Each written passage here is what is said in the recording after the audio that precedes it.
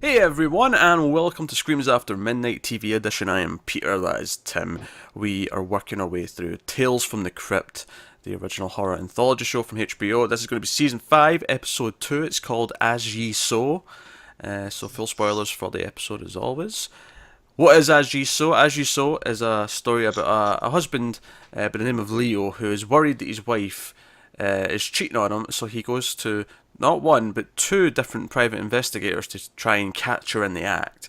And it's about his obsession, his paranoia, and his ultimate kind of plan to murder the potential man responsible that she's having the affair with.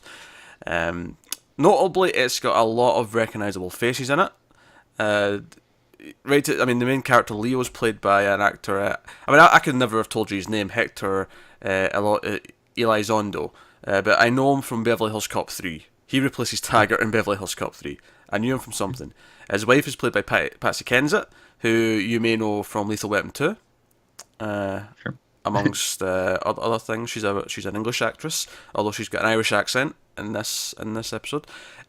John Shea is in this. You might know him as Lex Luthor from Lois and Clark. No, oh come on, Tim. All right, So far you've named like all things that I've never seen. well, I recognise all these people. How about Adam West, Batman? That guy's familiar. Yeah. Yeah, okay, that's funny. We got a Batman and a Lex Luthor in this. I never even Oh yeah. realised that until I just said them in order there. Sam Watterson's in it. I actually know him from more recent stuff like Newsroom, and he was just on Godless on Netflix. So it was actually weird seeing him with not grey hair in this. But you recognise that voice a mile off. He's the second private investigator. And then also Miguel Ferrer pops up Yes. in a small role. There we go. Who's nice to Love see. that guy. I do love that guy. It was like really bittersweet, but really nice to see him on Twin Peaks this year after he passed away. Oh yeah. Because he passed away, but then it was like, oh, he did like a whole season of Twin Peaks, and he was a fairly prominent character in it, so it was nice to get a lot of him. Did he was he able to film everything or Yeah, yeah. did they? Okay. They'd finished filming like way in advance of when he passed away, so. Oh okay. Cool. He was also not the only actor that passed away before the show debuted as well. There was a few of them. In fact, not only that, between the ones who passed away just before it launched, and all the people who had passed away in the years since the show had originally been on, almost every episode had a dedication at the end of it. Oh wow. Yeah, they just had Jeez. one per episode almost. And there was 18 episodes, and it was almost all of them. I think there was maybe like 3 or 4 that didn't, but Wow. that's a lot, yeah. I was like, man, this is like a weird swan song for so many people. But anyway, so that's As Ye Sow. Married man thinks his wife's cheating. Private investigators, all that jazz. So Tim, what Yeah. did you enjoy As Ye Sow? Uh, so this was kind of like my reaction as I was watching it. So it starts up and I'm kind of like, oh, okay, I've never seen this one before, so this could be interesting. Adam West is in this. Okay, this is pretty cool. Oh wait. Oh no, this is a cheating spouse episode, isn't it? No, no, no. These cheating spouse episodes are the worst. This episode fucking sucked. I Yeah, I didn't hate it. I I didn't hate hated it. it. I mean, I don't think it's a great episode, but anyways, I didn't hate it. I think It's like I think largely though it's because I like most of the cast. Like I think I the was cast just is great. yeah. In fact, I'll definitely agree with what I that. didn't mention, and it's funny that I brought up Twin Peaks because the director of this episode is Kel MacLachlan. Oh wow! Oh, I didn't Yeah, even notice that. yeah, that's what I That's noticed awesome. his name in the credits, so that's pretty cool. Funny how he doesn't have a cameo. I feel like everyone else who's an actor who's Yeah. directed an episode, at least the first one, they've had a cameo, but whatever. That's just a fun tidbit. But go on, tear away, Tim. I know you're ready to rip it to It's just shreds. it's just super boring. I hate these cheating spouse episodes. It's always like one person that is like freaking out, and then they usually, I feel like, end up being their own demise, which is Oh sure. the case in this episode. There's a particular moment where you know exactly where this is going to go. You know exactly how it's going to end. Okay, so like towards the end, I was checking to see how much time was left, Mm-hmm. and there was like 2 minutes left, and I was like, "What the hell is going on? Like, is this seriously how it's gonna end?" Like, there's been no like. Granted, not every episode has to be scary, but so far I was like, there's been no twist, no like gore or scare factor or anything going on, and there's only 2 minutes left. I was like, what the hell is gonna happen? And then of course the ending happens, and I'm like, oh, okay, that was it. Great. Yeah, I was super disappointed in this episode. I just thought it was boring. The main character annoyed me because it's just that dumb, stupid thing where it's like, dude, just talk to your wife. Don't go to these like freaking private detectives. And he's a moron that he goes to this first private detective who is like, oh yeah, nothing's going on. And then it's like, oh well, I want a second opinion. And then he goes to the second guy that is so clearly just telling him what he wants to hear. Like he wants his wife to be, Yeah, I mean, having an affair. you have to at least give them that they actually told that well visually, because the first, Adam West, the first one, he's in like a proper office in a proper building. It's all very nice and clean and all that. And then he goes to Sam Waterston's private investigator as the second guy, and he's in this dingy, darkly lit. It's like a noir with like the Yeah. fans spinning and like everything's really grungy, and it's like, okay, right. Clearly, the first guy was just a normal person who was like, no, look, we looked into it, we couldn't find anything. She's not Yeah. doing anything, she's fine. But it's somebody who's put on paranoia. I can't really dispute most of what you're saying. I don't necessarily like it that much. I think I just, because I like almost all of the cast, and I thought they all put in fun performances, maybe not good performances, but they all seem to be having fun. Like Sam Waterston is the PI who's like trying to convince him that she is doing something. Like the way he was doing that was kind of fun. The way he was like mincing his words, and he was like, Yeah. you know, like, oh, he's like, oh, she the shoulder that flinches when you touch it, but the way she doesn't want to do anything, the way her eyes look at you, the way she like the way he was kind of like spinning his words to convince him. Like I was kind of enjoying that. I was enjoying most of the performances, for the fun little goofy things they were. Yeah. And at least the idea that, because basically after he's looked into it, he comes back and says, right, here's the smoking gun, as it were, and it's a photo of her going into a church and then coming out of a church, but when she comes out of the church she looks much happier, Ooh. right? Yeah. And he's like, it's the priest, and it's like, Lex Luthor, the priest Lex Yeah. Luthor, who's like really happy. And it does that little thing where he's looking at the two photos. He looks at the photo of her coming out of the church. The camera pans across to the priest and then pans back to her, but the photo's changed to like her like having an orgasm. Yeah. And I'm like, okay, it's a fun little trick. Yeah, that was definitely well done. Yeah, I think there's some little tricks here or there to how it's like presented.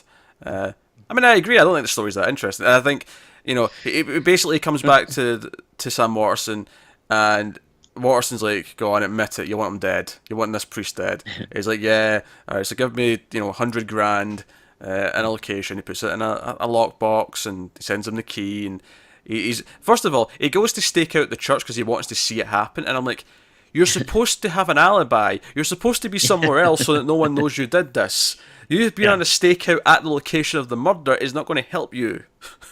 So, I mean, here's what would have made this like a good episode. Like, if they would have gotten to that right away. He hires a hitman early on, but then quickly finds out they're not having an affair, and then the main part of the episode is him trying to run around and protect them, from who he thinks the killer might be, or maybe he's like super paranoid and is looking at normal I can people. see that thinking, as a sort of dark humor slapstick kind of thing, Yeah. where he's running around trying to protect them.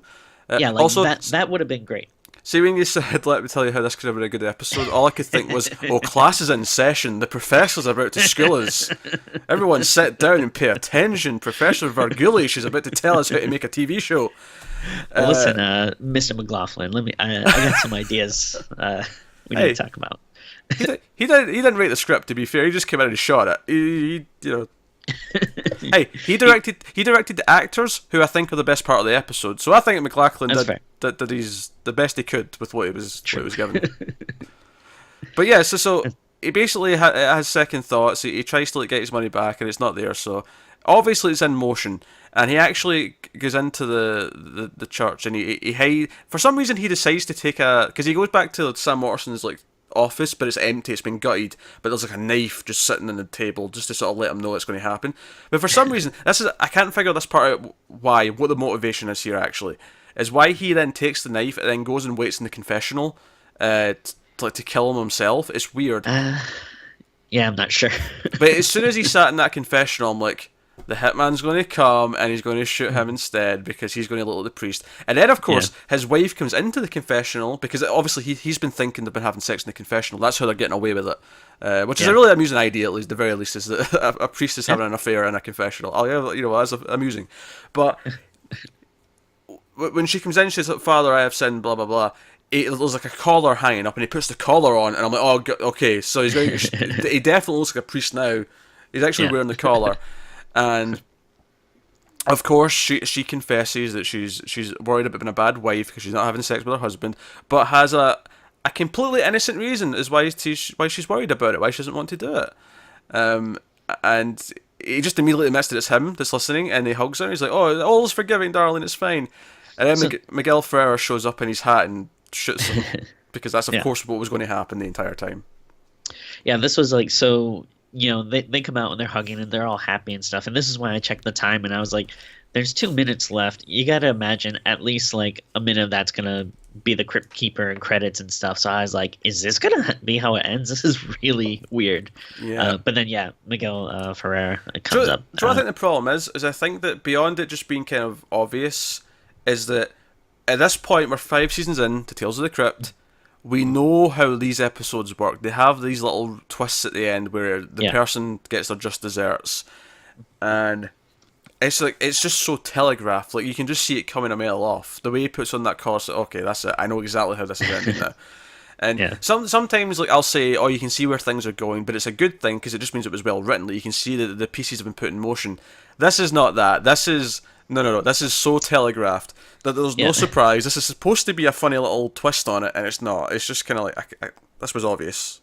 Yeah, there's a difference between like you know where it's going, but you want to go along for the ride versus just waiting for it to get there. Yeah, And perfectly put, Tim. yeah. That's why you're No, the professor. thank you. Uh, Now this other thing, this drives me crazy when they do this in movies and TV, where everything could be solved so easily if these people just sit down and talk to each other and Yeah. and it's not just the husband, like it's the wife is to blame too. Like she had a very legitimate, very reasonable concern, but I think it was like ludicrous that she wouldn't sit down and tell her husband that. Like Yeah, like I mean, the communication husband. is a very important Yeah, part of the hu- relationships. the husband was completely overreacting and being completely paranoid, and he should have just voiced his concerns. Yeah. But at the same time, you can't completely blame him for maybe suspecting something because she also just doesn't tell him anything. She keeps quiet. She doesn't want to touch him all the time. Yeah. You know, why wouldn't he get a little bit like, what's going on here? Yeah, it definitely seemed weird, like the scenes when they were like together in bed, and yeah, she was just very much like, no, like get away, and it's like, oh, like she is, like, yeah, like acting like weirdly like standoffish to him. I don't Yeah, know. it's very odd. That said, I will say, not necessarily for the right reasons. I did enjoy the scene of him questioning the lingerie that has the flap that opens so she can pee. He's like, "What is this? What is this?" He's like, "It's lingerie. I know that, but what about this?" And he's like, doing the button like back and forth.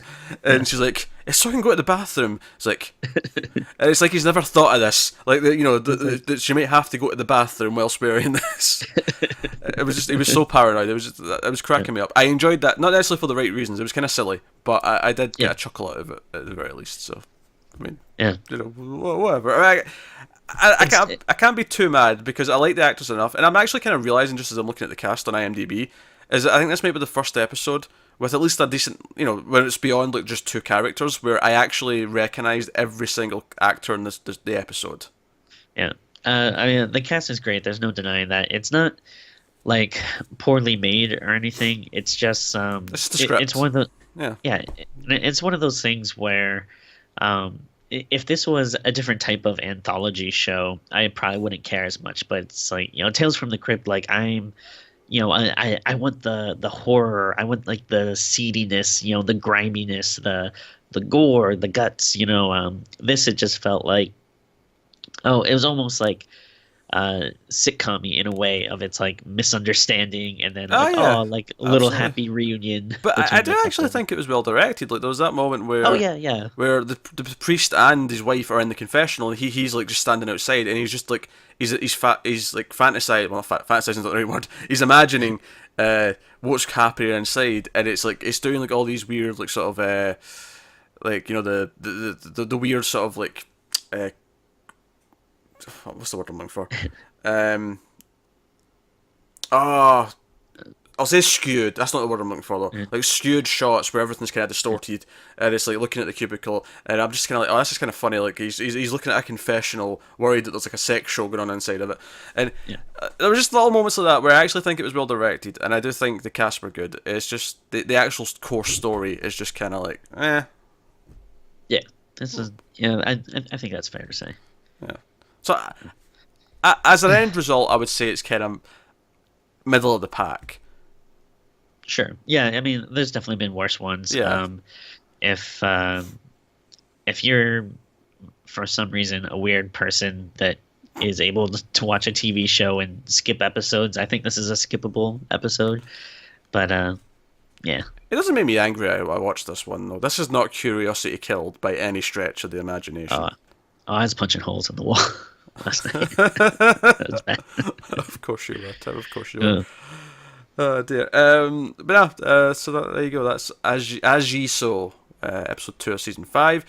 So we'll be back next week with episode 3. Thank you very much for watching and just watching. So let us know what you thought of the episode in the comments below. Like, subscribe, all that stuff. Get us on Twitter at mailed_fuzz.